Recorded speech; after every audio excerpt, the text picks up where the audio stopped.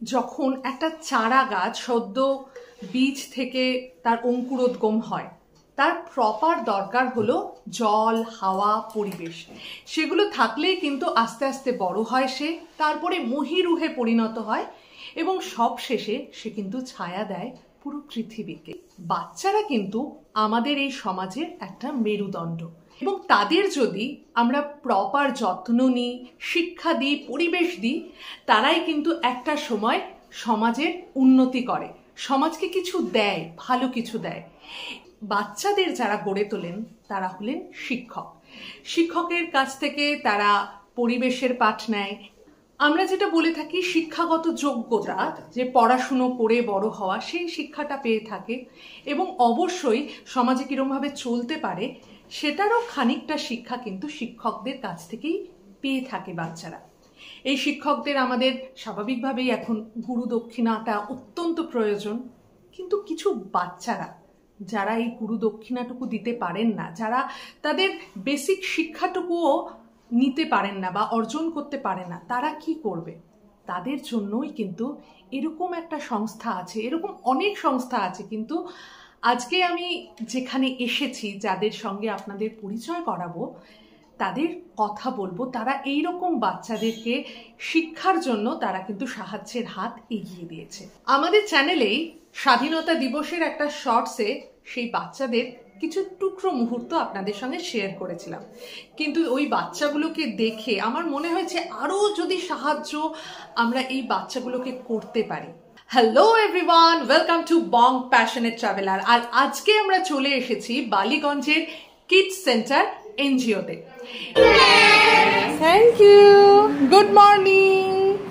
আজকে আমরা kids centre এনজিওর সেক্রেটারি এবং অ্যাসিস্ট্যান্ট সেক্রেটারি দুজনের সঙ্গেই আমরা কথা বলে নেব। নমস্কার, আমি সুধাংশু প্রধান। কিডস সেন্টার 1984 সালে আমরা প্রতিষ্ঠা করেছিলাম ছোট্ট একটা ক্রেশ দিয়ে। তারপর আস্তে আস্তে ক্রেশটা বন্ধ হয়ে যায় করোনার সময়। তারপর আমরা ফ্রি স্কুল শুরু করি। এখানে স্লামেরিয়ার সমস্ত বাচ্চারা এখানে পড়াশোনা করে বিনা পয়সায়। তাদের টিফিন, জুতো, জামা কাপড় সমস্ত আমরা বিনা পয়সায় দিয়ে থাকি এবং এদের বিভিন্ন স্পোর্টস বা ড্রয়িং কম্পিটিশন এগুলো এখানে করা হয় সম্পূর্ণ বিনা পয়সায়। এবং এরা এখানে থেকে পাশ করে আমরা ক্লাস 3 অবধি এখানে পড়াই, তারপর কমার্স স্কুলে পাঠিয়ে দিই। সেখানে ভর্তি করার পয়সা আমরা ওদের দিয়ে দিই এবং ওদের যে বই পাঠ্যপুস্তক আছে যেগুলো লাগে সেগুলো আমরা ওদের পড়াশোনার জন্য দিই, যাতে ওরা ভালোভাবে পড়াশোনা করতে হবে। আমাদের এখানে ধরুন ক্লাস 12 এবং কলেজেরও কিছু ছেলে আছে যারা এখন আমাদের কাছ থেকে সাহায্য নেয়। এবছর মাধ্যমিকে আমাদের স্কুলের একটি মেয়ে 93% নাম্বার পেয়ে পাস করেছে। আমরা তার জন্য খুব সুন্দর লাগে এবং আমরা গর্বিত বটে তাকে সাহায্য করতে পেরে। এখান থেকে পাস করে গিয়ে চাকরিও করছে অনেক মেয়ে আছে। এটাই তো সবচেয়ে বড় পাওয়া। তারা কি দেখা করতে আসে? মাঝে মাঝে দেখা করতে আসে। দেখা করতে আসে, রাস্তায় দেখা হলে আন্টি আঙ্কেল বলে দেখা করে, দাঁড়িয়ে যায়, কথা বলে, খুব ভালো লাগে ওদের যে তারা নিজের পায়ে দাঁড়াতে পেরেছে। প্রত্যেকটা স্লাম এরিয়া থেকে যখন বাচ্চা কালেক্ট করি আমরা দেখে নিই তাদের যে দৈন অবস্থা, এটা সত্যি খুব করুণ ব্যাপার আর কি। যদি সহৃদয় ব্যক্তি কেউ এগিয়ে আসেন আমাদের সাহায্যের জন্য, আমরা খুব উপকৃত হব। তারা সরকারি স্কুলে পড়াশোনা করে ঠিকই, সরকার থেকে তাদের বই দিচ্ছে, কিন্তু সহায়িকা বইগুলোরও তো প্রয়োজন আছে, সেগুলোও কিন্তু সম্পূর্ণভাবে দায়িত্ব নেয় এনাদের সংস্থা। তো আমি স্ক্রিনে নম্বরটা একটুখানি দিয়ে দিলাম, তো আপনারা পারলে এই নম্বরে যোগাযোগ করে ওনাদের সঙ্গে কথা বলতে পারেন। এখন আমরা কথা বলছি সংস্থার assistant general secretary Shrimati Rina Poddar মহাশয়ার সাথে। 86-এ একটি বাচ্চা নিয়ে প্রথম আমরা মন্টেসরি স্কুল খুলি। তারপরে সেইখানে তারই বাবার অনুপ্রেরণায় আমরা একটা বেবি সিটার খুলি। বেবি সিটারটি প্রায় 103-4 বাচ্চা নিয়ে আমরা চালিয়েছি প্যান্ডেমিকের আগে মুহূর্ত পর্যন্ত। সেই সময় বাধ্য হয়ে বন্ধ করতে হলো। পাশাপাশি আমরা 2000 সালে ঠিক করলাম যে নিকটবর্তী যত বসতি আছে সব বসতিতে ছেলে মেয়েগুলো খালি দৌড়ে ঘুরে বেড়ায় আর বাজে বাজে ভাষায় কথা বলে।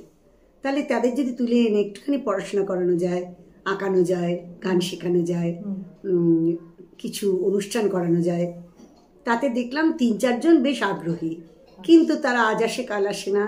তখন আমরা বাড়ি বাড়ি যেতে শুরু করলাম। একদম বালিগঞ্জ ফার্ম রোডের 1 নম্বর কাকুলিয়া রোডের বসতি থেকে শুরু করে পঞ্চাননতলা পর্যন্ত আমরা হাঁটলাম। গিয়ে আমরা এক এক করে বাচ্চা জোগাড় করলাম। 11টি বাচ্চা দিয়ে স্কুল শুরু করলাম এবং উপস্থিত আমাদের এখন 120টার মতো বাচ্চা। কিন্তু সমস্যা হচ্ছে যে প্রথমে গিয়ে যে ধাক্কাটা খেলাম তা হলো যে ওরা পড়াশোনা কেন করাতে চায় না, কারণ ওরা খরচপাতি চালাতে পারবে না বলে। সেইখানে আমরা তাদেরকে কথা দিলাম, আমরাই পড়িয়ে, আমরাই স্কুলে ভর্তি করে, আমরাই ওদের বিএ পাশ করানো পর্যন্ত সমস্ত দায়িত্ব নিচ্ছি। তাতে করে তারাও অবশ্যই অনুপ্রাণিত হলেন এবং রাজিও হলেন। কিছু বাবা আপত্তি করেছিলেন, কিন্তু মায়েরা তখন পাশে এসে দাঁড়ালেন যে হ্যাঁ, আমাদের মতো তাদের যেন বাসন মেজে খেতে না হয়, ওরা এগিয়ে যাক। এইভাবেই আমাদের চলা শুরু। অনেক চেঁচামেচি হয়েছে, অনেক বাবা এসে মাকে মারতে মারতে নিয়ে চলে গেছে এইখান থেকে, সামনে থেকে, যে কেন বাচ্চাকে পড়াচ্ছিস। আমরা সেখানে রুখে দাঁড়িয়েছি, তাদের প্রপার ব্যবস্থা করেছি এবং সেইখানে যাতে পরবর্তী অধ্যায়ে তার গায়ে হাত না ওঠে সে বন্দোবস্ত আপনারা করেছেন। হ্যাঁ, সব কিছু করে আমরা যাতে এটা চালাতে পারি তার চেষ্টা করেছি। হ্যাঁ, অনেক বাচ্চাই ছাড়িয়ে নিয়ে গেছে, হয়তো অনেকে পরবর্তী অধ্যায়ে কেউ আসতে দেয়নি, কিন্তু কেউ আবার কোনো কোনো ক্ষেত্রে মায়েরা বাবাকে ছেড়ে চলে গেছে কিন্তু বাচ্চাগুলোকে আমাদের কাছে পাঠিয়েছেন। আপনারা যে এই যে ন্যাচারাল ক্যালামিটিস গুলো হয়, বন্যার সময় সুন্দরবনে যাওয়া, আপনারা মেম্বাররা, এই সংস্থার মেম্বাররা মিলে এই কাজগুলো করে থাকেন? শুধু মেম্বাররাই করি এই কাজগুলো।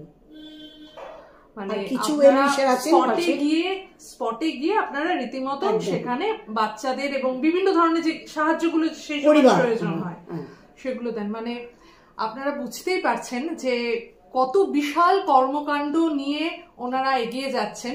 আর সেক্ষেত্রে আমরা যদি একটু সাহায্যের হাত বাড়িয়ে দিতে পারি, এটা আপনারা এখানে এসে দেখতেও পারেন, বাচ্চাদের সঙ্গে কথাও বলতে পারেন, কিন্তু একটু যদি সাহায্যের হাত বাড়িয়ে দেওয়া যায়, এই যে সমাজের মেরুদণ্ড আরো কিন্তু শক্ত হবে, তারা কিন্তু বিক্রি হয়ে যাবে না, যেটা এখনকার জন্য আমাদের ভীষণ দরকার।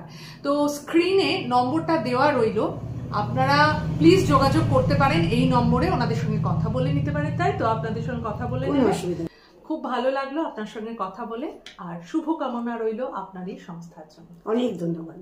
নমস্কার। ট্রান্সজেন্ডারদের নিয়েও কাজ করেছিলাম যখন করোনার সময়। দেখতে পাচ্ছেন এখানে প্রতিটা ভিডিওর শেষে আমরা যেমন বলে থাকি লাইক, কমেন্ট আর শেয়ার করে দিন।